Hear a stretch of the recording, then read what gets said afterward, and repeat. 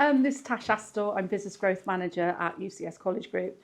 And we're here today to, as part of our series around All About Apprenticeships. It's episode 2.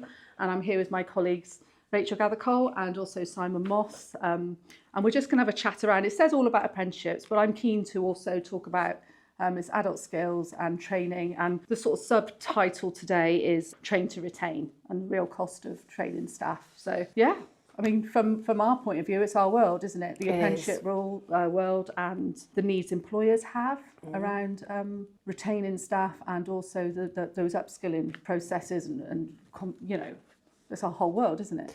It is, and it's we live that world, but we don't realise that people outside of our college education don't understand it, do they? No, that's right. And I guess from your point of view, Simon, you're new into this world as well. The breadth and the choices we have. Well, it's really interesting. You know, this is 10 days into further education, and it's a world that I haven't seen since I did my degree back in the dark ages when, you know, you still didn't have to pay to go to university. And for me, who's worked mainly across publishing and print industry in the corporate world, I didn't realise there was training for adults at all, and that I could actually go and do a training course, which I completed last summer, and it was a real, for me, just wanting to move away from what I'd done for the last 25, 30 years and really take a change of course. So I came across the courses at Cannington, which is one of our colleges, pure by chance, and enrolled and completed an OSO bronze course for Hinkley Point. So from publishing to nuclear construction. Very different. Very different. Very different. What was your? I mean, I'm really keen to understand what your motivation was, because I think there's two strands of conversation here, isn't there? There's training to change your career path and to look for new opportunities, and also employers training to retain their staff and for that professional development within the role you already have. So I was really keen to understand what your motivation was to even. You say you found it by chance, but there must have been some sort of motivation or a reason why. I live fairly close to Hinkley Point, HPC, and I know a number of people that work there in different roles. And given that they're one of the largest employers in this part of the world, I looked at the opportunities there to see whether I could use my experience and apply that to a different industry. So, in the past, I've run large teams, up to 100 people. I've done big projects across, global projects. But what I was finding was that because I hadn't worked in the construction and nuclear industry before, I was probably getting, what I thought I could do the role in looking at what the job set was pretty, good. I could qualify why I could do that. But the stumbling block was getting myself onto the site. So I looked at how potentially I could do that. And it was, I think, just almost by just pure fluke that someone said, what about this course? Have you looked at it? And I was thinking, really? Will they let me on? And it took me 3 attempts to get onto the course because it filled up quite quickly. It's a 2-week intensive course. Did you pay for it? No, it's paid for by HPC. The ultimate route onto it, for me, it was, I'd probably say a little bit mercenary, because I didn't want to be a general support labourer all my life. When my back's too bad to do it, it's too heavy to do. But everyone sort of said it's a route into changing your career and career progression. So, you've got to take a huge backward step to learn some new skills and take you totally out of your comfort zone, which it did in lots of ways. I've got some amusing stories to tell about that, but maybe save them for another day. And to go through the course, because then ultimately you get your passport. This allows you to enter onto the site. But also what the course did was it lined you up with an interview with an employee at the end of the course. So once completed, it probably went to about 5 weeks before I got my interview. I had 2 job offers from 2 different companies on Hinkley. So yeah, I thoroughly enjoyed it. It was really good. I was the oldest person by far on the course, Right. by far. And everyone was curious about why I was doing it. So for me, it was a good route to a different goal and learning something new and exciting. So yeah, I thoroughly enjoyed it, thoroughly recommend it to everybody. There's a couple of things there, isn't there? I mean, obviously there's the myth busting around age, isn't there? And, Yes. And also, I guess the training that we can offer isn't always that the individual pays. I mean, everything we do, our priority, isn't it? Our role is to find government subsidies so that the individual, so people like Simon and myself who did an apprenticeship, we don't pay,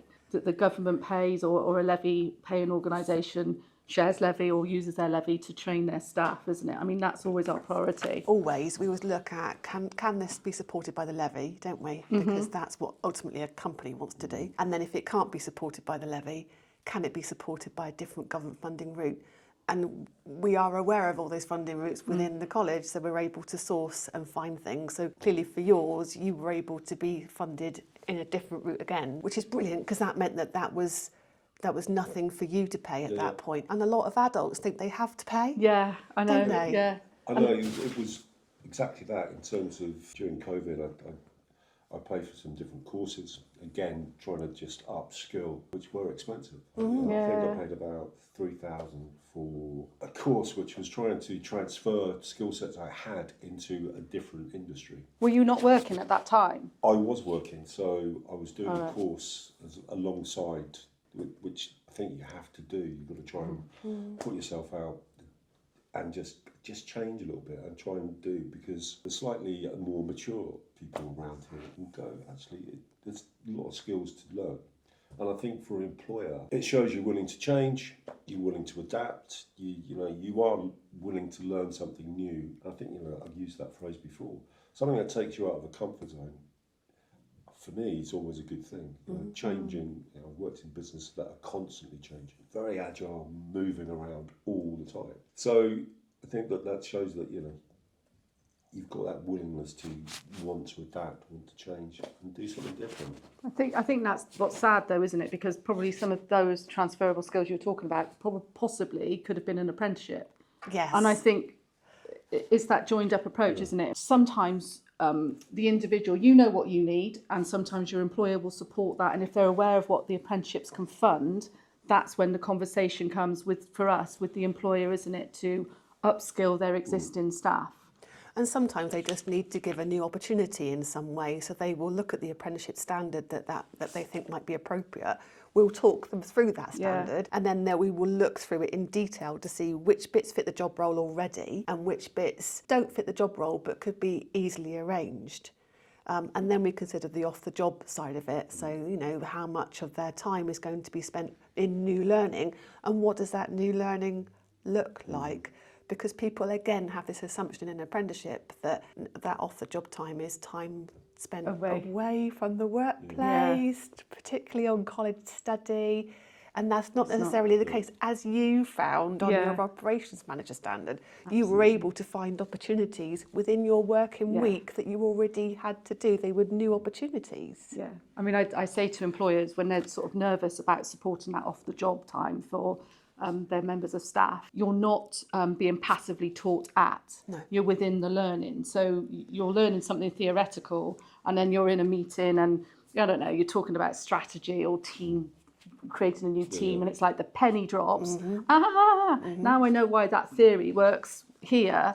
And as long as I can quantify that and put that in that hour, I learned something new, and I literally can put the penny dropped this hour because I shadowed Rachel Gathercole in a meeting with, an employer we're working with. Yeah. I learned something new in that moment in time that fits with the new skills and behaviours. Therefore, I'm able to use it off the job time. Yeah. I didn't have to be sat in a college classroom being taught something. No, I'm not off the job, and my line manager doesn't feel like it's wasted, my pay for that hour learning something that's actually really, really benefited me in my role. Yeah. And I think that's a key part of the conversation, is that sometimes as an individual, as a grown-up trying to learn new stuff, it's not, I learned early on in my apprenticeship that I should have sought out my learning independently, much like you did. I shouldn't have sat around waiting for my employer to support me, to say this is an apprenticeship opportunity or a training opportunity. I should have sought it out myself as well, rather than waiting on them to develop me as a person, to keep me in there within their employment, basically, and to develop myself. I think because there is a lot of fear around employers that if they upskill you or make you better at your job, you're going to go somewhere else. Not that you're going to go within the organisation like I have. I got a level 5 CMI diploma apprenticeship, and I was able to be ready for the next role and be promoted because of my qualifications. I think employers are scared you're going to go. In actual fact, it's getting you prepared to work within the organisation, isn't it? I think it also, from sort of experience of some of the companies that I've worked for previously, that I've been fortunate that training and personal development is almost ingrained as part of the culture. And there was a learning culture around, and certainly in some of the sort of the techie publishing sites that I've worked in, it was young, vibrant. How old am I? Remembering those times again. But that was part and parcel of the company itself, that you really, they were driving you to learn new skills, to push people on. To find those employers that, set up big training teams, will send you out on courses, will bring trainers in. Well, I'm sort of finding increasingly that they're sort of, there's not that many around that see personal development as a key part. So one of the big drivers on joining the college group was that I could see the benefits that we offer to companies, because we're almost like an outsourcing of what training can be. So you're listening to what the needs are of a company, of a business, what their skill gaps are. And hopefully, you're creating, not always tailor-made, but certainly they fit with what a company's needing. Everything changes, every year something changes. So you want to be offering something that has value to the employer, because ultimately they're the ones that are given the job. And on the flip side is then you've got the apprenticeship who can find a route into the job market, which is, as we know, really difficult these days, especially 16, 18-year-olds, 16, 20-year-olds, and even some of us who went over the age of 50. It's a really difficult market to sort of navigate around now. Personally, I found it exceptionally tough, because now everything's driven by AI. Your CV goes out there.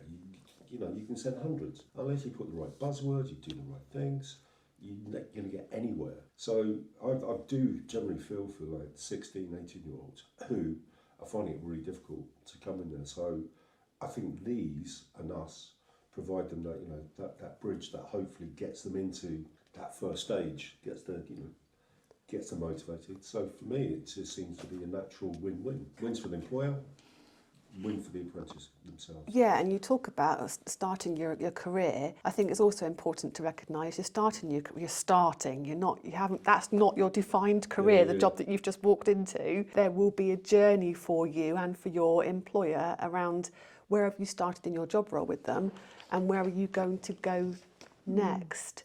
So it creates that internal pipeline for the employer, doesn't it? They take on somebody as a new person, and then they develop that person through training, through apprenticeships, onto further roles, and so it continues. They can then take more people in, and it's a win-win, isn't it? I do think employers need to be mindful about recruiting young new talent into their organisation, but having the organisation ready and prepared for that. Yes. Isn't it? I mean, we talk so often. I know leadership and management, and again, probably a whole new podcast around the new funding rules for leadership and management, but there are sector-specific leadership and management apprenticeship standards, so you can at least prepare your team to receive new talent or new recruits into your organisation. But it's about, I think, having a sort of a whole sort of vision approach of your organisation, developing the talent from within so that they're able to manage any new starters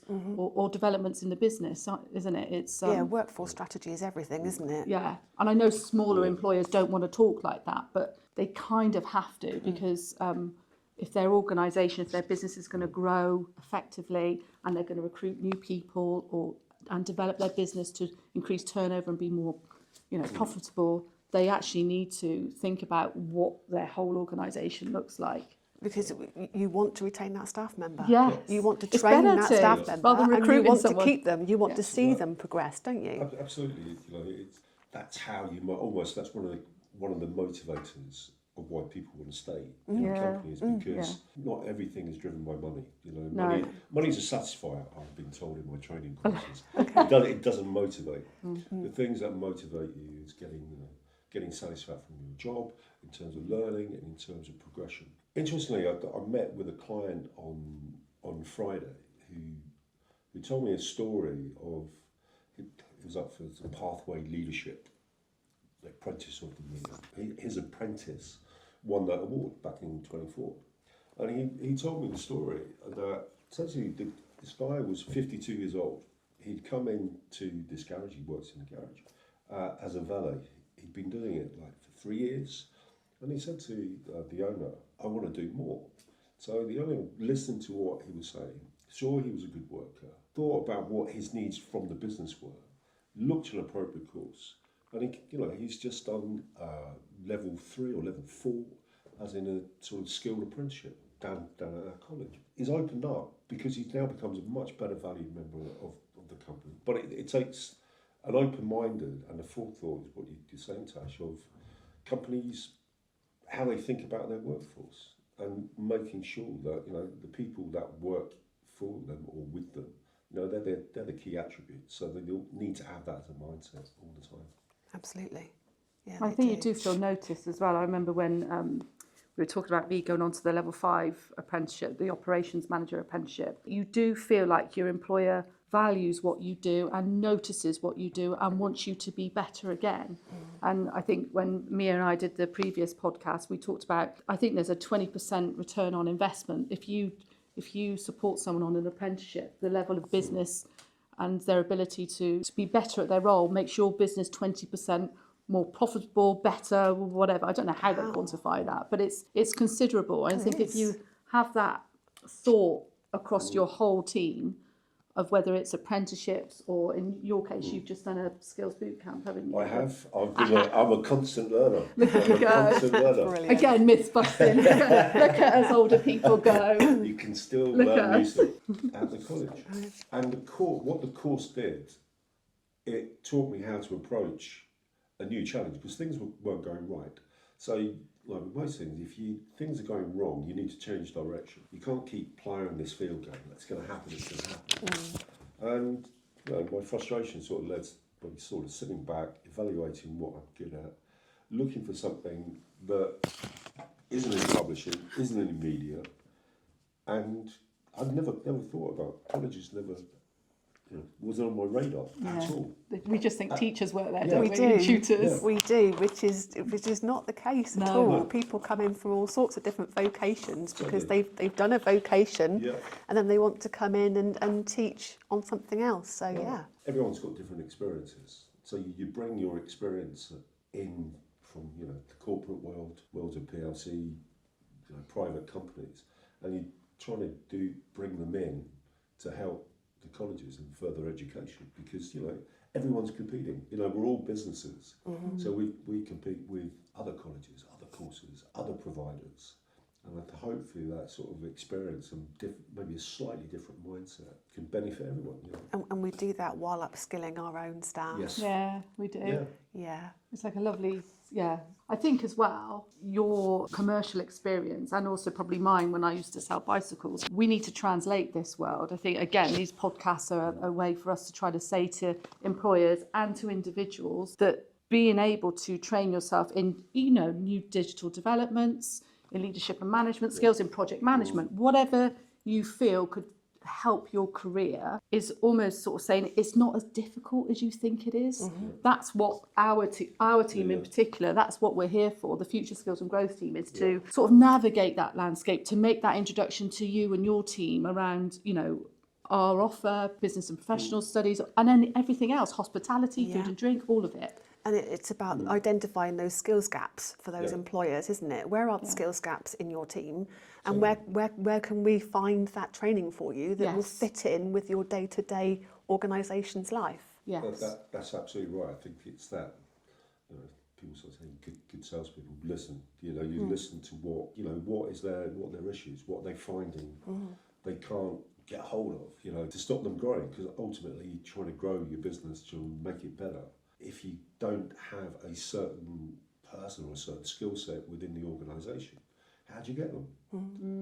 Who's providing them? For me, from the outside, is that apprenticeships, for me, were always, I'd view them as mechanics or hairdressers. We know that's not the case. Yeah. But there's a raft of opportunities that are on offer. Clean energy now. Look, we've we've just been. And suddenly you're adapting to what the market is telling you, and hopefully, we're agile enough and flexible enough to change, operate courses that are relevant. I think as well, recently we just announced that we got the Tech College Clean Energy credit. Yeah, the awarded. And I think some of the conversations I'm starting to have with the employers I'm working with is that work around sustainability, energy management, and there's an energy manager standard, apprenticeship standard. I'll get enough interest, I promise, but I'm trying to, because not only is our role around what we already offer the college and getting new people to come to talk to us, but also employers coming back at us where they can see their organisations going. It's that piece of work around sustainability and energy and things like that. It's but to know that there are niche standards out there, there's a sustainability and technical. Wow. We looked at. There's some amazing standards. We'll be coming out to We're employers. always looking at new ways to go, aren't Absolutely. we, to meet the And needs of our local employers. Yeah, and I think with this new status we have around clean energy, it's probably a direction of travel. We're following the employers in this area. We're sort of known for it, aren't we, in Somerset, for alternative energy, not just nuclear, but we've got the solar powered fields and stuff like that. So yeah. We've got battery technology coming on board with Tasha, which is going to be huge. Yeah. So there's been a big need for battery technicians, which I see there's courses. Yeah, I think they turned it around in 3 months or something ridiculous. So knowing what we needed in this county, and that's the thing to sort of say to employers is, if there's a particular need you have that's quite niche or you feel is unfulfilled in this area, we're happy to talk and sort of explore what opportunities there are to help with your business, isn't it, really? Absolutely. So, yeah. I was watching just slightly as a tangent, as it might be. I'd watch James Martin in the morning, the great chef. They generally all started as apprenticeships, all within kitchens. And one of the things that constantly comes up all the time, increasingly it is about sustainability. It is about eating locally. It is about eating seasonally. And the one thing that's coming out, which I've always found quite interesting, which they're adding to what they're doing, is foraging. People going out everywhere. And I was looking at our courses. It's a really foraging element to the whole thing. Just changing all that. Because people are doing it all the time. No, I'm not expecting all the students No, we're not going to forage for mushrooms. I just imagining that. No, a bit of roadkill. No.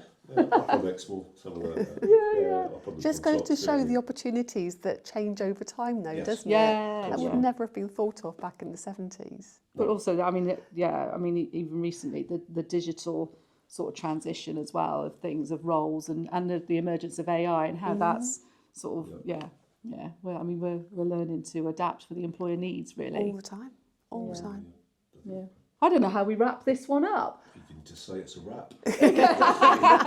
Well, how about it's a wrap then? We'll see you on number 3. Thank you.